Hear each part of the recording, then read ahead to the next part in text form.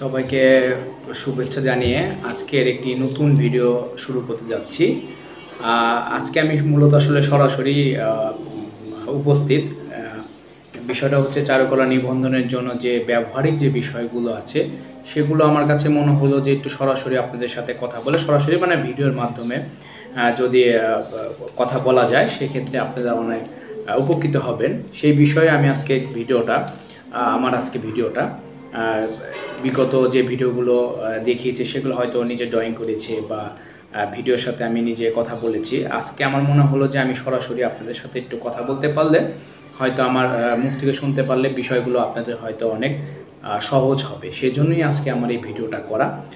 আশা করি কতটুকু ভালো লাগবে সেটা বুঝতে পারছি না, তবে চেষ্টা করব বিষয়গুলো হয়তো ভালো লাগার জন্য বা সহজ করার জন্য কথাগুলো। এখানে আমাদের বিগত যখন আমরা পরীক্ষা দিয়েছিলাম তখন আমাদের ওই সময়টা আসলে কোনো বই বা গাইড বাজারে বের হয় নাই। তবে এখন বর্তমানে বাজারে বিভিন্ন রকম চারুকলা নিবন্ধনের জন্য বিভিন্ন গাইড বই বাজারে পাওয়া যায়, বা আমাদের সহপাঠী বা আমাদের সাথে যারা ছিলেন তারা অনেক এই ধরনের বই বের করেছেন। তা আমার ক্ষেত্রে আমি যে বিষয়টা বলতে চাচ্ছি যে এখন যেহেতু বই বাজারে আছে, বিভিন্ন অনলাইন কোর্স করাচ্ছে বা বিভিন্ন ইউটিউবের মাধ্যমে বিভিন্ন ভিডিওর মাধ্যমে আপনারা অবগত হতে পারছেন। তো সেই ক্ষেত্রে আমরা যখন পরীক্ষা দিয়েছি সেক্ষেত্রে আমাদের এই সুযোগটা ছিল না। তা আমি গত 15, 16 এবং 17 প্রশ্নের আলোকে আমি কিছু বলতে চাচ্ছি। যে বিষয়গুলো হচ্ছে যেমন আমার বিষয় অনেকে বিভিন্ন রকম প্রশ্ন করে যে ব্যবহারিকে এখানে কত মার্ক পাবো। তা আমি বিষয়গুলো নিজে একটু মানে কত মার্ক পাবো, আসলে নকশাটা ভালো হয়েছে কিনা। তো এই প্রশ্নগুলো করার আগে যে বিষয়গুলো আমার মনে হয় যে জানা দরকার, সেই বিষয়গুলো নিয়ে আমি আজকে একটু আলোচনা করতে যাচ্ছি। আশা করি আপনারা একটু শুনবেন। সেই বিষয়টা হচ্ছে যেমন আমাদের প্রথমেই আমাকে চিন্তা করতে হবে অঙ্কনের বিষয়গুলো, মানে অঙ্কন মানে আমি যে বিষয়টা আঁকবো ব্যবহারিকে, যেখানে দুইটা পার্ট আছে, দুইটাই আঁকাআঁকি, একটা হচ্ছে নকশা পার্ট আর একটা হচ্ছে আঁকাআঁকি বিষয়। যেটা হচ্ছে তো সেই বিষয়টা হচ্ছে আমার আঁকার জন্য যে বিষয়টা সবচেয়ে গুরুত্বপূর্ণ, আমি একটা ভিডিওতে দেখিয়েছিলাম, যে কোনো অন্য ভিডিওগুলো আপনি দেখতে পান, সেটা হচ্ছে লাইন ড্রয়িং। লাইন ড্রয়িং কি, যে বিষয়টা হচ্ছে আমাদের লাইনগুলো, বিভিন্ন লাইন, সোজা লাইন, বাঁকা লাইন, বৃত্ত, ওভাল, চতুর্ভুজ, বৃত্ত, সেটা হচ্ছে প্র্যাকটিস করা। এইটা আমি একটা ভিডিওতে দেখিয়েছিলাম যে এইটা যদি আপনার যত পর্যন্ত হাতটা পরিষ্কার বলতে কি স্মুথলি না হবে, দেখবেন আপনার অনেক প্রথমে ড্রয়িং করতে গেছেন, আপনার জড়তা, যখন 2-1টা ড্রয়িং করেছেন আপনার জড়তা হাত কেটে গেছে, জড়তা হাতে। তো এই বিষয়গুলো লাইন ড্রয়িং আপনি যত বেশি প্র্যাকটিস করবেন আপনার ড্রয়িংয়ের লাইনের ক্ষেত্রে তত বেশি ভালো হবে। এখন এর লাইন ড্রয়িংয়ের উপকারিতা কি? আমরা যে রেখাচিত্র বলতেছি, যে অনেক সময় বলা হয় কমরত বিশ্রামত মানুষের একটি রেখাচিত্র অঙ্কন করো। রেখাচিত্রর জন্য আমাদের প্রথমেই দরকার হচ্ছে লাইন। এখন লাইনটা খুবই দরকার, যার যত লাইন বেশি স্ট্রং বলতে কি আপনি নিজেও বুঝতে পারবেন, যারা হয়তো প্রথমে শুরুতে ড্রয়িং করেছেন এখন তারা ড্রয়িং করছে অনেকটা ইমপ্রুভ হচ্ছে, লাইনের দেখবেন গতি বা লাইনের ধরন অনেকটাই পরিবর্তন হয়েছে। সেই লাইনের কথা বলছি। আপনারা লাইন প্রচুর পরিমাণে প্র্যাকটিস করবেন। সেক্ষেত্রের জন্য যে আমাকে কমরত মানুষ করতে হবে, আমাকে একটা দৃশ্য করতে হবে, নো। আমি যখনই বসে থাকবো তখনই আমি বিভিন্ন পেন্সিল, কলম, যাই থাকে না আমি বিভিন্ন লাইন প্র্যাকটিস করবো। তা আমাকে মূল বিষয়টা হচ্ছে ড্রয়িংয়ের যে বিষয়টা হচ্ছে সেটাকে আমাকে লাইন প্র্যাকটিস করতে হবে, এইটা একটা বিষয়। আমি কিছু লাইন আপ করেছি। তারপরে লাইন ড্রয়িংয়ের জন্য আমাদের এখানে প্রশ্নে আছে, উল্লেখ থাকবে যে পেন্সিল অথবা কলম। যারা চারুকলার ব্যাকগ্রাউন্ডের না তারা আমি বলতে পারি, যারা ব্যাকগ্রাউন্ডের না চারুকলা বিষয়, তাদেরকে বলতে চাচ্ছে আপনারা কলম দিয়ে ব্যবহার করতে যাবেন না। আমার অভিমত, যদি আপনি মনে করেন কনফিডেন্স, হ্যাঁ কলম দিয়ে আমি করতে পারবো, আমার ড্রয়িংয়ের ক্ষেত্রে ওই জড়তাটা নেই, তাহলে আপনি করতে পারেন। আর যদি মনে করেন না আমি একটু ভীতিকর মনে হচ্ছে, তাহলে পেন্সিল ব্যবহার করবেন। আরেকটা বিষয় আমি যেটা অবগত হয়েছি, যারা অনেকে আমাকে ভিডিও পাঠিয়েছেন, যে দেখা যাচ্ছে ড্রয়িংয়ের ক্ষেত্রে খুব হালকা লাইন, আমার এখানে একটা পেন্সিলের ব্যবহারটা খুবই গুরুত্বপূর্ণ বিষয়। আপনি যখন ড্রয়িং করবেন তখনই আপনি চিন্তা করতে হবে 2B পেন্সিল ব্যবহার করতে হবে। অনেকে দেখা যাচ্ছে যে HB, 3B, বিভিন্ন পেন্সিল। আসলে আঁকার জন্য আমাকে চিন্তা করতে হবে পেন্সিল নির্বাচনটা খুবই গুরুত্বপূর্ণ। আমাকে চিন্তা করে বাজারে দেখবেন আপনি যে পেন্সিলই যেটা কেনেন না কেন, সেটা দেখবেন আপনি 2B পেন্সিল আপনার লেখা থাকে উপরে গায়ে 2B, HB, 3B। আপনাকে আঁকার জন্য প্রথমে নির্বাচন করতে হবে একটি 2B পেন্সিল, ঠিক আছে। আবার যদি এখন স্কেচ, যখন আমরা বলি স্কেচের ক্ষেত্রে, সেক্ষেত্রে আপনি 4B বা 6B ইউজ করেন। ঠিক এটা হচ্ছে আমাকে পেন্সিলে নির্বাচনটা করা দরকার। এবং একটা বিষয়, আমরা 2B পেন্সিলে যেগুলো ভালো ব্যান্ডিং, সেই পেন্সিলগুলো ব্যবহার করলে আমার মনে হয় আপনার আঁকার ভেরিয়েশনটা আরও পরিবর্তন হবে। কারণ পেন্সিল একটি গুরুত্বপূর্ণ বিষয়। আমি যখন, আর আমাদের অন্য পেন্সিলগুলো কেন গুরুত্বপূর্ণ বিষয় না, সেটা হচ্ছে ওই পেন্সিলগুলো মূলত আসলে লেখার জন্য বাচ্চাদের, সেই জন্য। আর আঁকার জন্য মূলত আমাকে 2B, 4B, 6B। তাই সেক্ষেত্রে যদি আমি আঁকি শুধুমাত্র, তাহলে আমি এখানে 2B পেন্সিল ব্যবহার করব। এই বিষয়টা আমাকে মনে রাখতে হবে। আর স্কেচের জন্য, বা আমি যদি স্কেচ কোনো বিষয় থাকে, যেহেতু আমাদের পূর্বে কোনো স্কেচের বিষয় আসে নাই, তো সেক্ষেত্রে আমরা আসে নাই সেহেতু আমি এটা বলতে চাচ্ছি না, তারপরেও বলছি যদি স্কেচের বিষয় বা আপনি স্কেচ করতে চাচ্ছেন, তো সেক্ষেত্রে আপনি সাথে 4B বা 6B ব্যবহার করতে পারেন। এখন আমি যে বিষয়টা বলতে চাচ্ছি, আমি লাইন এবং ড্রয়িংয়ের পেন্সিলে। এখন রেখাচিত্র যে বিষয়টা, রেখাচিত্রটা কি? রেখাচিত্রটা হচ্ছে আপনি লাইনের ভিতরে আপনাকে আলো ছায়া বের করতে হবে। এখন আপনি কিভাবে বলতে পারেন লাইনের ভিতরে আমি আলো ছায়া বের করব? এইটা হচ্ছে আপনি রেখার যত বেশি আপনি ড্রয়িং করবেন, আপনি যত বেশি লাইন ড্রয়িং ব্যবহার করবেন, প্র্যাকটিস করবেন, চর্চা করবেন, তখন লাইনের প্রতি একটা কোমলতা, একটা সফটনেস, একটা ভাব তৈরি হয়ে যাবে। তখন আপনি লাইনটা দেখলে বুঝতে পারবে যে আপনি কতটা লাইনের প্রতি দক্ষতা অর্জন করেছেন। আর যে আপনি এই চিত্রকলা এমন একটা বিষয় যে আপনি খুব সহজেই বোঝা যায় আপনি একটা লাইনের প্রতি আপনার দক্ষতা কতটুকু। এটা মানে একজন যখন আপনি খাতা দেখবে, বা আপনি নিজেও অনুধাবন করতে পারবেন যে আমি কতটা দক্ষ। আগে আমার 10 দিন আগে ড্রয়িং আর 10 দিন পরে ড্রয়িং, আপনি নিজেই বুঝতে পারবেন যে ড্রয়িংয়ের পরিবর্তনটা আপনি কতটুকু। সেই ক্ষেত্রে বলা হচ্ছে কোনো অঙ্কনের ক্ষেত্রে আপনার লাইনটা খুবই গুরুত্বপূর্ণ।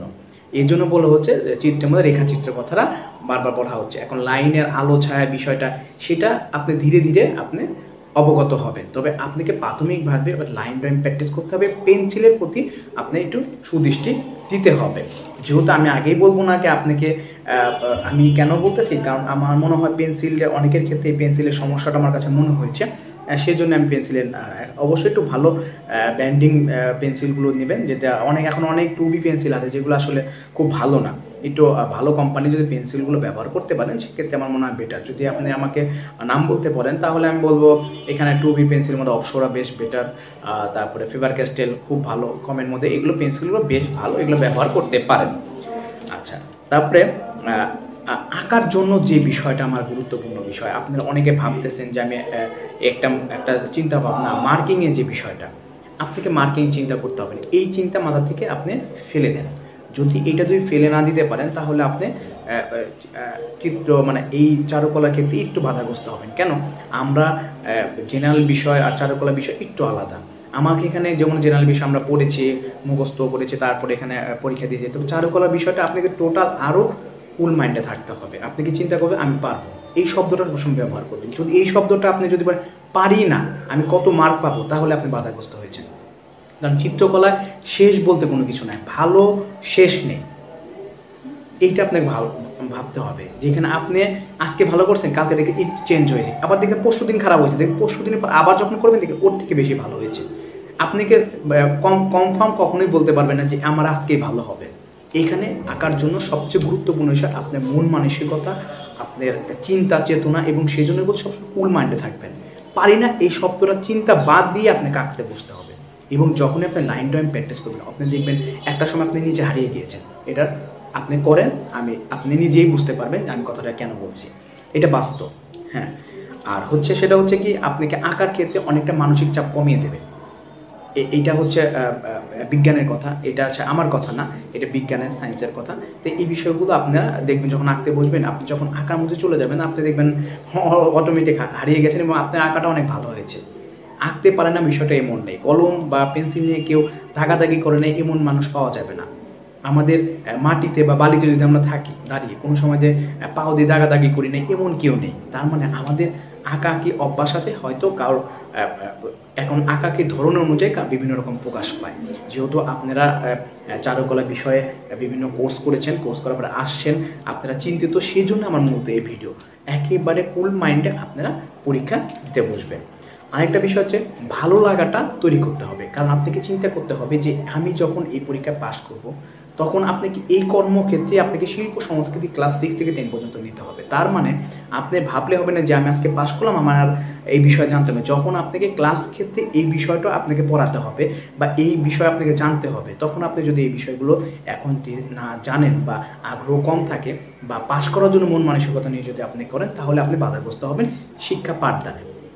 তখন আপনাকে নানাভাবে বাধাগ্রস্ত হতে হবে। সেটা বলে আমি আগেই বলে দিচ্ছি, কারণ এখন হচ্ছে শিল্প সংস্কৃতি যে বিষয়টা, সেটা হচ্ছে আপনি ক্লাস 6 থেকে 10 পর্যন্ত এই বিষয়টাকে আপনাকে মাথায় রেখে আমার মনে হয় এই যে সময়টা আছে সেই সময়টার মধ্যে আপনি যদি একটু চর্চা করেন, আপনি অটোমেটিক দেখবেন যে আপনি রিকভার করে গেছেন। তখন আপনাকে আর আঁকাআঁকির বিষয়টার জন্য যে আপনাকে মনটা মাইন্ড সেট আপ হইতে হবে। আপনি কোর্স করেছেন সেটা ঠিক আছে, তবে আপনাকে চিন্তা করতে আমি কোর্স যা করেছি তার থেকে আরও বেশি ভাবতে হবে।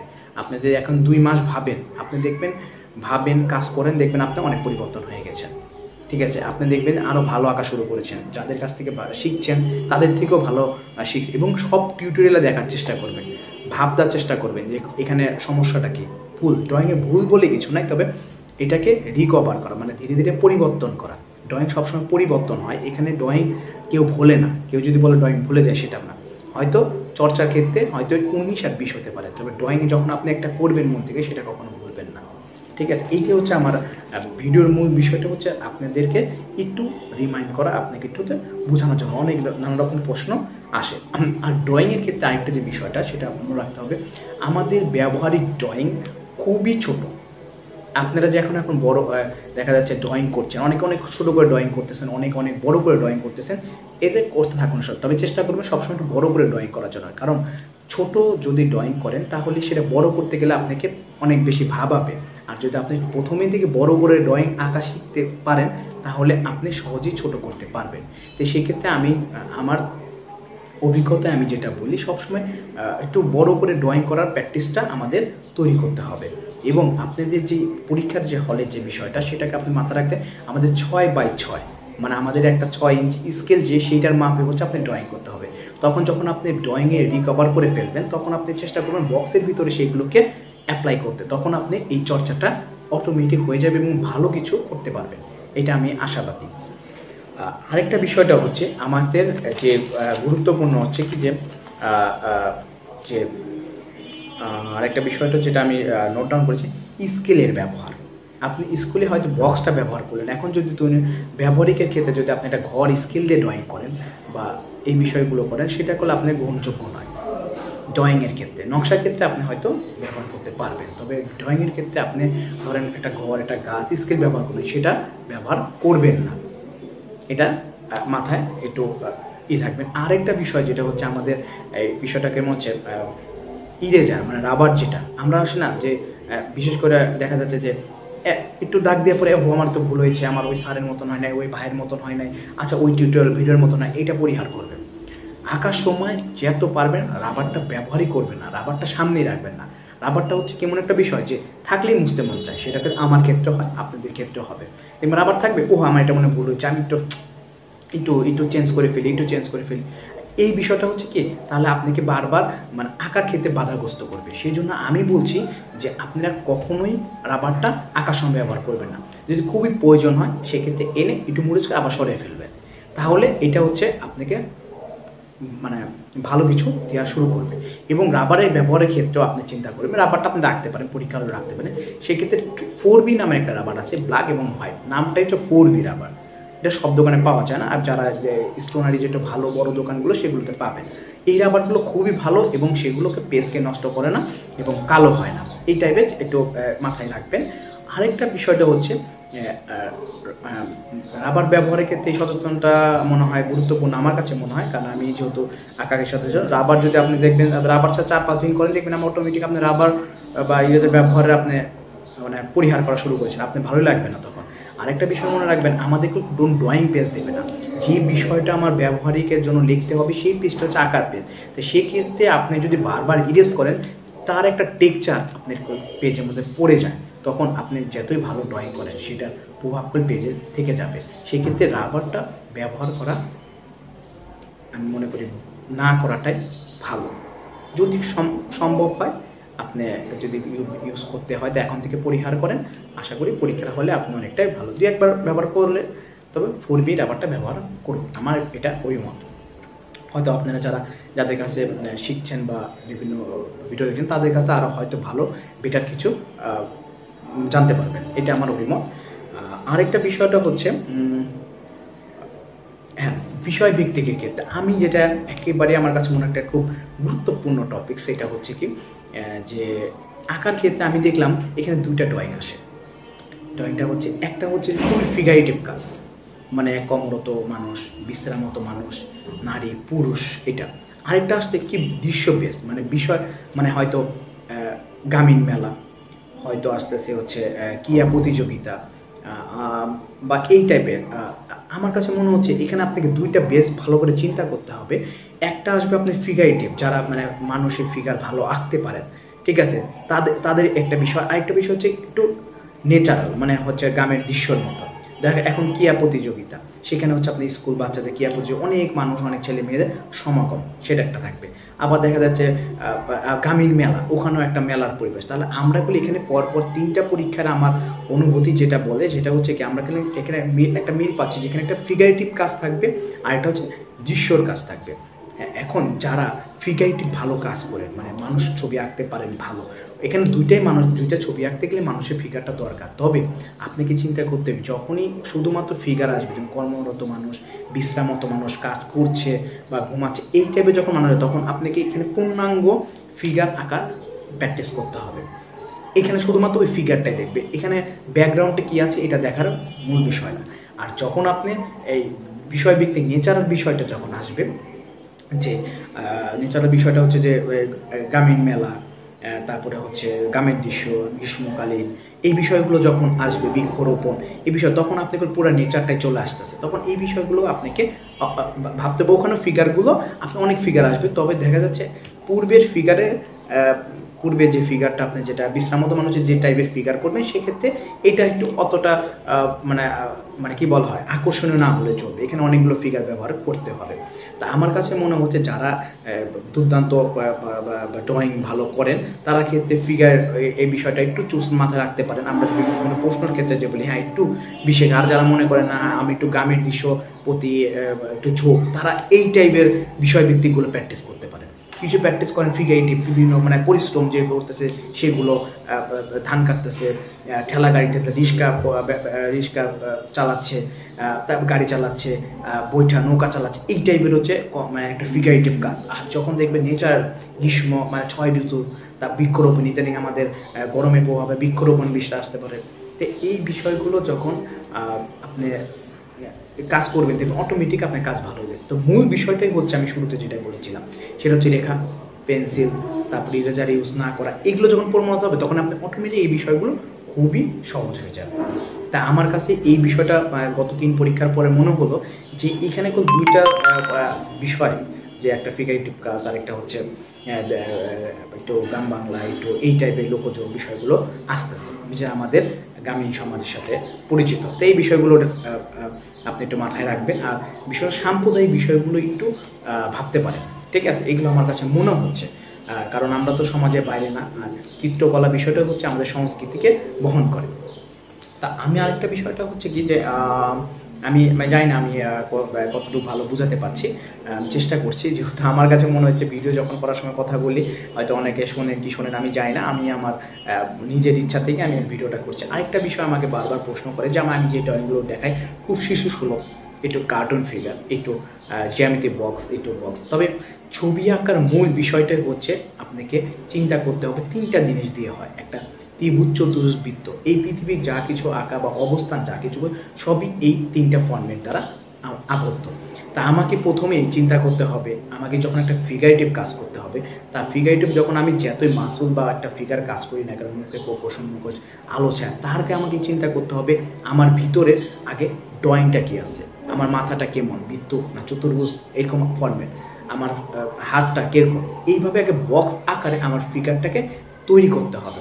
যখন ওই ফিগারটা বক্স আকারে তৈরি করতে হবে তখন সেটাকে আমাকে একটু চেঞ্জ করে তখন আমাকে এটা শিশুসুলভ ড্রয়িংয়ের আকারে প্রেজেন্ট করতে হবে। হয়তো প্রথমে একটু কার্টুনের মতন হবে, আমি সহজ করার জন্য এটা বলছি, ঠিক আছে। যেমন অনেকে মার্কিং বিষয়টা আসছে, ঠিক আছে। তো প্রথমে যদি আপনি আই থট আমাকে একটা শক্তিশালী মানুষ আঁকতে হবে যে পরিশ্রম করছে তখন মাসুল, তো আপনি ভিতরে যে বিষয়টা সেটাকে জানতে হবে। বক্স ফিগার ড্রয়িংয়ে বক্স আগে আপনি তৈরি করতে হবে। সেই ড্রয়িং যখন আপনি ফিগারের থেকে যখন আপনি একটু ধীরে ধীরে হচ্ছে একটু শিশুসুলভ কাজ করতে যাবেন তখন ধীরে ধীরে আপনি এটাকে মডিফাই করতে হবে। যেমন আমরা একটা শিশু থেকে একটু বড় হতে মানুষের মুভমেন্ট যেরকম চেঞ্জ হয়, ঠিক তেমনি আপনি একটি বক্স থেকে প্রথম লাইন, তারপরে বক্স, এই ধীরে ধীরে আপনাকে এটা তৈরি করতে হবে। তা আমি এই বিষয়টা বারবার বলতেছি যে আপনি আগে চিন্তা করা যাবে না যে আমি ধূপ করে একটা কাজ করে ফেলবো, আমাকে এই মানে যেহেতু আমাকে প্রশ্ন আসছে এইটাই, পরবর্তী এটা আসবে না। আপনাকে মূল বিষয় হচ্ছে কি যে পঞ্চম 17তম এটা আসছে হয়তো বা না, এটা মনে হয় তাহলে 18তম তো আসবে না, আর আপনাকে 15তম এটা আসছে আমার তাহলে এটা আসবে। আপনি যদি আঁকতে পারেন, আপনি যেভাবে আমি বললাম লাইন প্র্যাকটিস এগুলো যদি করেন তাহলে আপনি যাই আসুক না কেন, আপনি যা কিছু না আপনি আঁকতে পারেন। আপনার লাইন জানেন, আপনি বক্স জানেন, আপনি ওটাকে মডিফাইড একটা চেঞ্জ করতে পারেন। যখনই চেঞ্জ করতে পারেন তখনই আছে আপনি তৈরি হবে। আপনি এইটা নিয়ে কোনো ভাবনা নাই। আর আমি যে টাইপের ড্রয়িংগুলো করে দিয়েছি সেগুলো একটু সহজ করার জন্য, আশা করি যদি এর থেকে যারা একটু ভালো করতেছেন তাদের জন্য আমি আবার আমি নকশার ক্ষেত্রে একটা দিয়েছি যে নকশার ভিডিওটা একটু আপডেট করার জন্য দিয়েছি, অনেকে রিভার্স করার জন্য আমি তো দিচ্ছি। হ্যাঁ, এখন আর এটা হচ্ছে এটা মাথায় এইটা একটু আমার মনে হয় একটু ধীরে ধীরে যদি করেন তাহলে ভালো হবে। এরকম না যে আপনি যদি একটু চর্চা করেন, এখানে চর্চার জন্য আপনাকে বসতে হবে না খাতা নিয়ে। আপনি যখনই যে জব করেন সেখানে একটু ফ্রি থাকলে ওটা আঁকাকে শুরু করলেন, বাসায় একটু বসে বসে খাবারের সময়, টিভি দেখার সময় একটু লাইন প্র্যাকটিস করেন, ওকে। দেখবেন আপনি ধীরে ধীরে আপনি নিজেই বুঝবেন আমি অটোমেটিক আমার পরিবর্তন হচ্ছে। আমি এই পরিবর্তনটাই চাচ্ছি। আর আমার যে বিভিন্ন সময় যে আমাকে যেহেতু আমার এখানে কোনো কোচিং বা কিছু নেই, আমি বিভিন্ন সময় আমাকে জিজ্ঞেস করে, আমি ওই হিসাবে আমার কাছে মনে হয় একটু আমার একটু ভিডিও দিই দেখি। যেহেতু আমি হচ্ছে 16তম স্কুলে আমার নিবন্ধন হওয়া, আর 17তমতে আমার কলেজ হয়ে গেছে, তো সেই সুবাদে টুকটাক যা জানি বা টুকটাক যা আঁকতে পারি সেই বিষয়টা আপনাকে আমি একটু শেয়ার করা। এখানে আমি অনেক জানতা হয়ে গেছি বিষয়টা এমন না। আমার কাছে মনে হলো বিভিন্ন প্রশ্ন করে বিভিন্ন টিউটোরিয়াল দেখি, আর এখানে আমার অনেক আমার শুভাকাঙ্ক্ষী বা আমি যাকে বসে আমার ফ্রেন্ড আক্তার, ওরও এখানে কোচিং আছে, আমি ওর বিভিন্ন ভিডিওগুলো দেখি আমার বন্ধু, তো ওগুলো দেখার পরে আমি মনে করছি ঠিক আছে তা আমি একটু দেখি, যদি দু একটা ভিডিও দিই তাহলে যারা করতেছে তাদের একটু সহযোগিতা হোক। সবই তো আমরা হয়তো আমরা তো চারুকলা বিষয়টাকে মানে কী করবো বিস্তার মানে প্রচার করবো, বিষয়টা এরকম। তা যাই হোক, আমার মত হচ্ছে এরকম। তাই আমাদেরকে ধীরে ধীরে এটাকে রিকভার করতে হবে। তবে রিকভারের জন্য আমাদের সময় খুব কম, আমরা একটু যখনই সময় হবে তখনই কাজটা করব। আর নম্বর এটা নিয়ে এগুলো একটু মাথা থেকে বের করে দেবেন তাহলে আমার কাছে মনে হয়। আরেকটা বিষয় হচ্ছে নকশার ক্ষেত্রে যে বিষয়টা, নকশার ক্ষেত্রে মার্কিং, আমি একটু আসি মার্কিং ক্ষেত্রে যাই। ড্রয়িংয়ের ক্ষেত্রে মার্কিংটা আপনি অটোমেটিক বুঝতে পারবেন, এবং নকশার ক্ষেত্রে আমি একটা বলতে পারি যে নকশা যদি আপনি ঠিক পারফেক্ট হয় আপনি পূর্ণাঙ্গ মার্কই পাবেন। কেন পূর্ণাঙ্গ? নকশার মানে যদি আপনি কমপ্লিট ঠিক হয়ে যায় তাহলে আপনি সম্ভবত 20 নম্বর থাকে 20ই পাবেন। কারণ নকশা এক নম্বর বিষয়টা হচ্ছে কি আপনি এই নকশা করে বলিয়ে দেওয়া, ত্রিভুজ, চতুর্ভুজ, বৃত্ত আর হচ্ছে ফুল, লতা, পাতা, পাখি, এইটাই থাকে। এইটা একটা প্রশ্ন করলে আপনি বলেই দিয়েছে, তবে আপনাকে এই পদ্ধতিগত জানতে হবে। তা নকশার ক্ষেত্রে আমি অনেকেই দেখছি অনেকে বেটার নকশা, এবং আমি যে নকশা দেখেছি তার থেকে আরও রিচ, আরও চমৎকার নকশা করেছে। আমি আমি আমি নিজে দেখেছি। তাই সেই ক্ষেত্রে বলা যাচ্ছে নকশা খুবই একটা মজার জিনিস, যদি একটু মাথায় ঢুকে যায় তাহলে যেটা ছাড়বে না। আর বিষয়টা হচ্ছে কি যে নকশার ক্ষেত্রে যে লাইন মানে আপনি যে ইগুলো ব্যবহার করতেছেন, যে অনেকে দেখছি পেন্সিল ব্যবহার করতেছে হালকা করে হচ্ছে, নকশার যে ভরাটটা করবেন, যে ভরাটটাই করেন সেই ভরাটটা অবশ্যই আপনি যদি পেন্সিল দিয়ে করেন তাহলে আমি বলবো হচ্ছে অবশ্যই 4B বা 6B পূরণ করেন। তবে একটা জিনিস রাখবেন, পেন্সিল দিয়ে যখনই পূরণ করবেন তখনই জানি আপনার কালো জানে আপনি হাতে না ভরে, এটা দেখবেন, তাহলে বলবো আপনি পুরো নষ্ট হয়ে যাবে। সেই জন্য আমি যেটা বলি হচ্ছে সেটা হচ্ছে পেন্সিল দিয়ে আপনি যখন ড্রয়িং করবেন তখন আপনি চিকন যে মার্কারগুলো আছে সেই মার্কারগুলো ব্যবহার করতে পারেন। তবে অবশ্যই চিন্তা করতে হবে এইখানে লেখা বা ব্যবহারিকে যে আঁকাআঁকির পর লাস্টের পেজে আমার মনে হয় নকশাটা করলে বেটার হয়, কারণ মার্কার করতে গেলে সেক্ষেত্রে পিছনে ছাপ ভরতে পারে, তখন যদি আপনি প্রথমেই নকশাটা করেন তার পিছনে পেজে ছাপ ভরে যাবে, এই বিষয়টা দেখতে ভালো দেখাবে না। কারণ আমাদের শিল্পচর্চা যখনই আমরা করি চালকলা চিন্তা করবো আমাদের লেখার মধ্যে সৌন্দর্য থাকবে, আঁকার মধ্যে সুন্দর থাকবে, পরিষ্কার পরিচ্ছন্ন থাকবে, তাহলে তো একজন শিক্ষক দেখে অবগত হবে না সে আসলে চারুকলা শিক্ষক উপযুক্ত হয়ে উঠেছে। কারণ আমার খাতা দেখার পরে যদি আমি আঁকতে পারি না, আমি জানি না, তবে আমার ভিতরে সৌন্দর্য কি বলা হয়, সৌন্দর্য তো বোধ আছে, আমরা বুঝি এই কালারটা এমন, তো এই সৌন্দর্য বোধটা আমরা একটু প্রকাশ করি। হয়তো এক একজন এক একভাবে প্রকাশ হয়, কেউ হয়তো নকশাতে ভালো, কে আঁকাকে ভালো, কে গ্রামের দৃশ্য ভালো, কে লাইন ভালো, মানে সে কালার ভালো, তো এই বিষয়গুলো। তাই সেই ক্ষেত্রে হচ্ছে অনেকের ক্ষেত্রে নকশার ক্ষেত্রে আমি দেখি যে বিভিন্ন ভিডিও দেখি যে টোন, মানে স্কেচে ঘষা টোন দিয়ে দিচ্ছে। নকশাতে মূল হচ্ছে আপনি ড্রয়িং করবেন, তারপরে যে বিষয়গুলো আছে সেগুলোকে, ফর্মগুলো আছে সেগুলোকে রিভার্স করে ভরাট করতে হবে। এখানে টোন দিয়া, যেমন প্রাকৃতিক নকশা কাছে হালকা হালকা টোন ঘষে ঘুরে দিচ্ছে, এটা হচ্ছে আমারও বিমত, সেটা হচ্ছে পরিহার করা উচিত। কারণ এরকম কোনো মানে নকশার ক্ষেত্রে এরকম না, নকশাটা হচ্ছে একটা নির্দিষ্ট মাপ, এই জিনিসটা ফরম্যাট রেডি করতে হবে, এবং এটা কোনো স্কেচ না, এটা জাস্ট একটা ডাইমেনশন রিভার্স করার মতো। সেক্ষেত্রে হচ্ছে একটা পার্ট ভরাট হবে, একটা পার্ট অফ হবে, মানে রিভার্স করার মতো, এবং অবশ্যই ব্ল্যাক অ্যান্ড হোয়াইট, মানে সাদাটা পেজের কালারই থাকবে, আর আপনি কালো যেটা ভরাট করবেন সেটা একটা কালো হবে। এখানে যেহেতু স্কেচের কোনো কথা উল্লেখ করে না, অনেকে দেখছি যে নকশাকে ছোটো ছোটো টোন ব্যবহার করতেছে, তো এই জিনিসটা আমার কাছে আমি একমত না, যারা অন্যরা কি করছেন আমি জানি না, তো এইটার সাথে আমি একটু মানে আমার কাছে মনে হয় ফ্ল্যাট কালারগুলো বেটার। আর প্রাকৃতিক নকশার ক্ষেত্রে আপনাকে ওই যে আমি লাইনের কথা, বেস্ট লাইন বিকল্প কিচ্ছু নেই, লাইন যত আপনি স্ট্রং করতে পারবেন আপনার প্রাকৃতিক নকশার মতন আপনি মানে আর কিছু নেই, আপনি খুব সহজে স্মুথলি কাজ করতে পারবেন।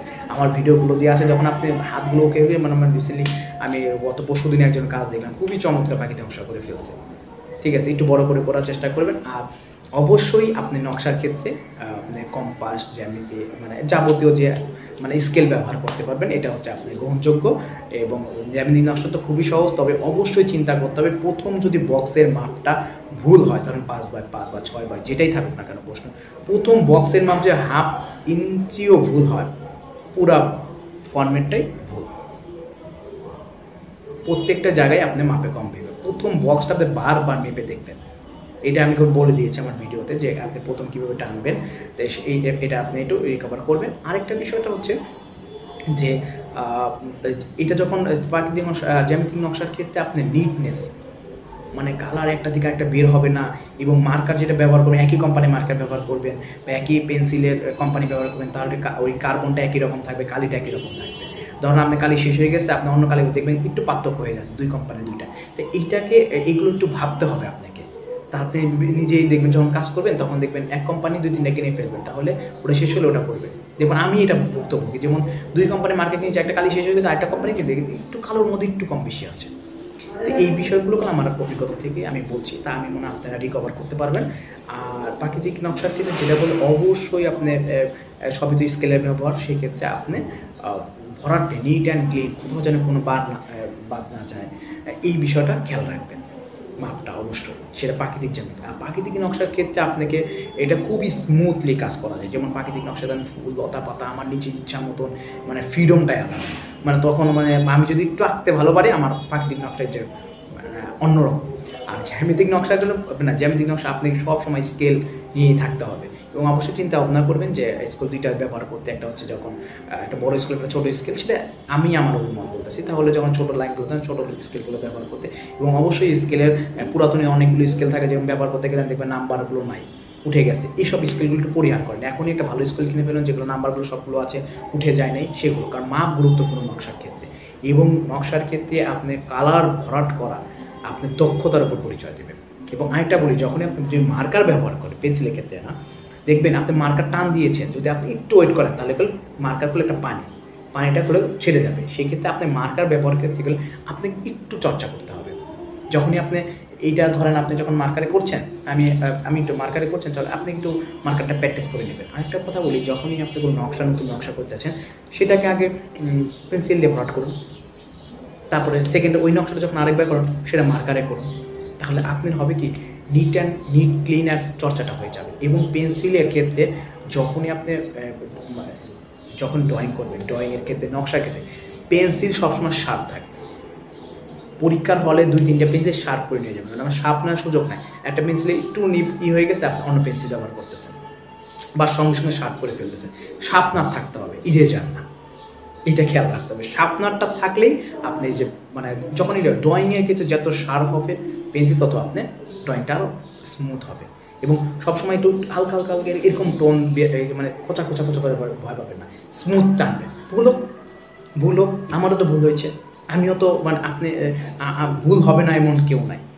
ড্রয়িংয়ের আমি ড্রয়িংয়ের ক্ষেত্রে তো ভুল বলার ঠিক না, ঠিক আছে, ড্রয়িং সবই ঠিক, হ্যাঁ। তো সেই ক্ষেত্রে হচ্ছে কি আমাদের স্মুথলি থাকবে। যখন আমি হালকা হালকা করে টোন দিব, টানবো, তখনই আমার এই বিষয়টা ভুল হওয়া মানে ঠিক মনে হবে, যে কনফিডেন্স হওয়া বা ভয় লাগছে, তখন আপনার লাইনেই বোঝা যাবে যে আপনি একটু ভয় পাচ্ছেন, একটু হচ্ছে। এই বিষয়গুলো আপনাকে এটা কি বলা হয় যে